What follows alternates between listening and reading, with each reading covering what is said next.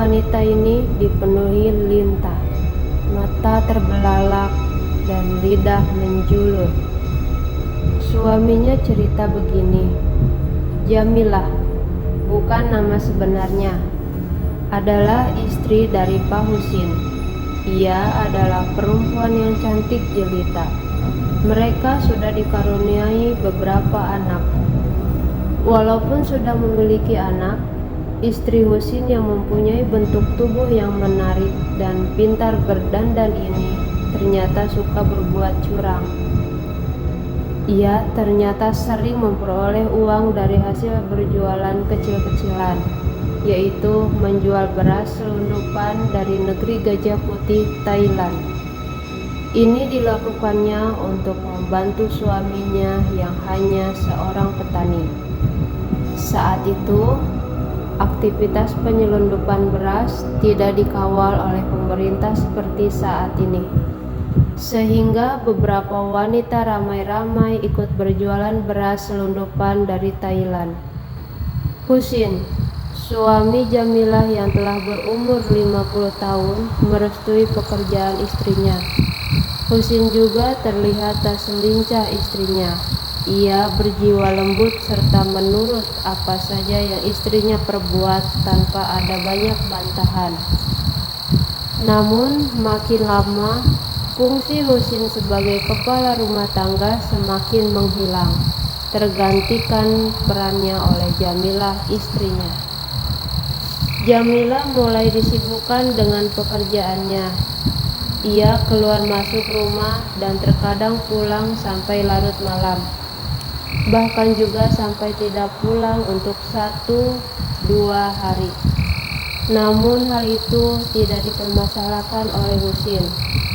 Husin yakin apa yang dikerjakan Jamilah itu hanyalah untuk mencari uang demi memenuhi kebutuhan keluarga.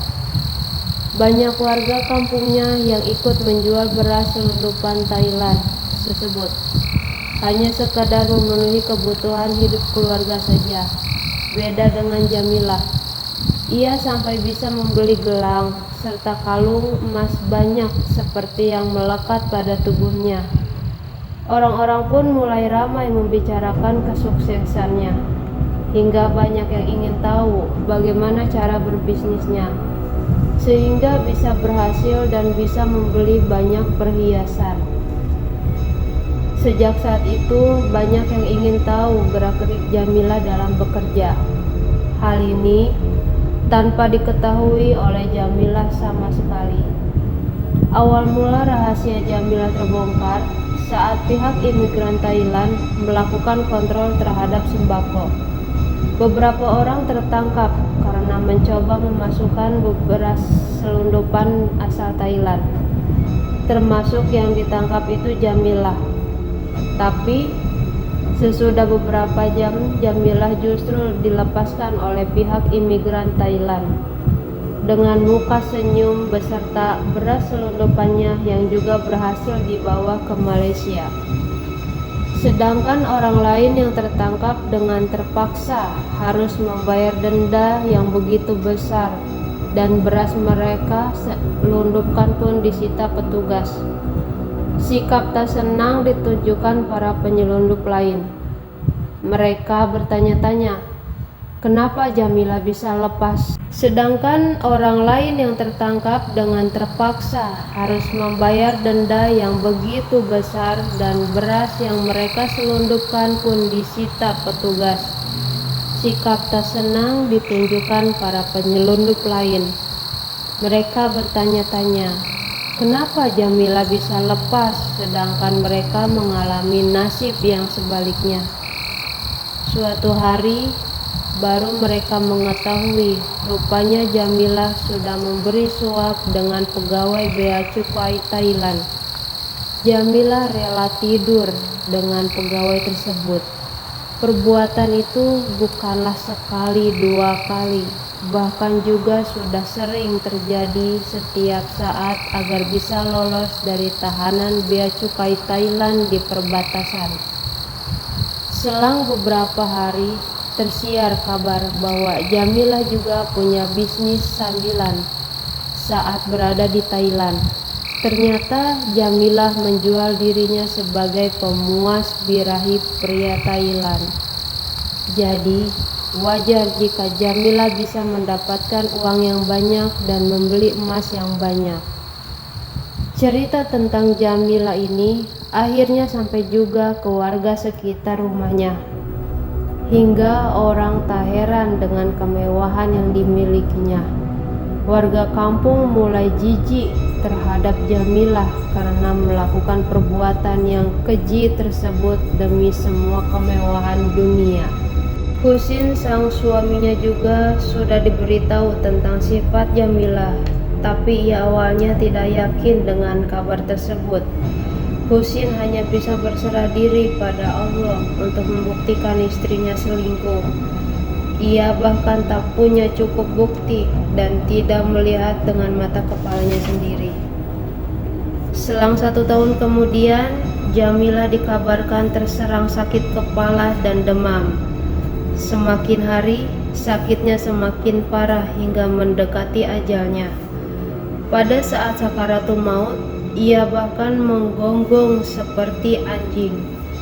Lebih kurang 10 kali sebelum meninggal dunia, Jamilah meninggal dalam kondisi yang mengerikan.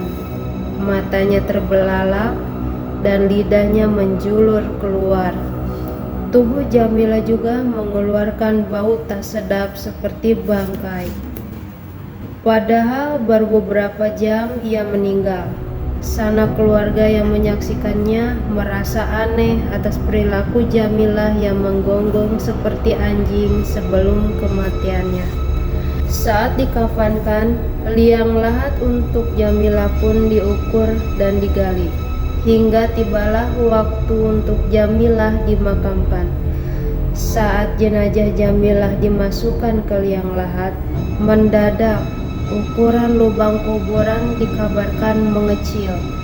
Mayat Jamilah tidak muat masuk ke dalam lubang tersebut.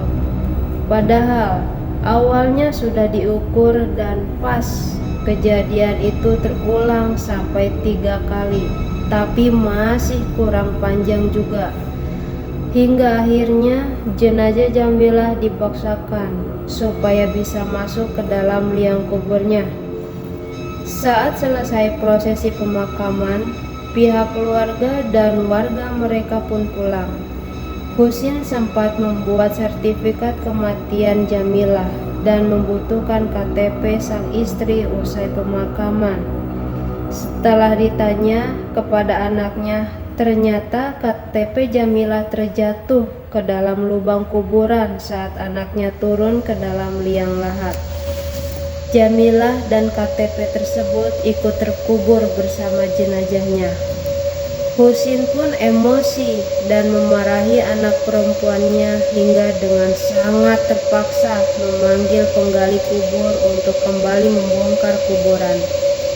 Baru saja kuburan akan digali, alangkah terkejutnya sebagian orang termasuk Husin melihat jenazah Jamilah sudah dipenuhi oleh seekor hewan seperti lintah.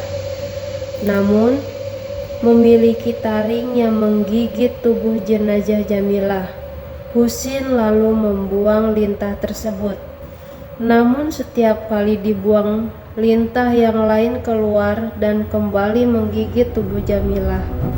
Kemudian dengan sangat terpaksa, tubuh Jamilah dibaringkan hingga tangan bisa masuk.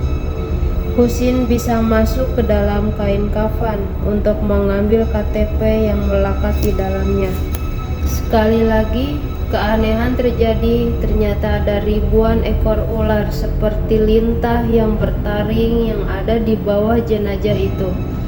Secepatnya jenazah ditimbun kembali setelah berhasil mengambil KTP tersebut. Tak dapat dibayangkan apa yang sesungguhnya terjadi yang Allah tunjukkan atas kejadian itu. Itulah azab yang Allah tunjukkan atas perbuatannya di dunia, apalagi azab di akhirat kelak. Nauzubillahi min dzalik. Untuk para istri, janganlah berlaku curang terhadap suami hingga melakukan selingkuh. karena dosanya sangat besar. Semoga menjadi pelajaran dan iktibar bagi kita semua agar tidak terjadi pada diri kita dan keluarga.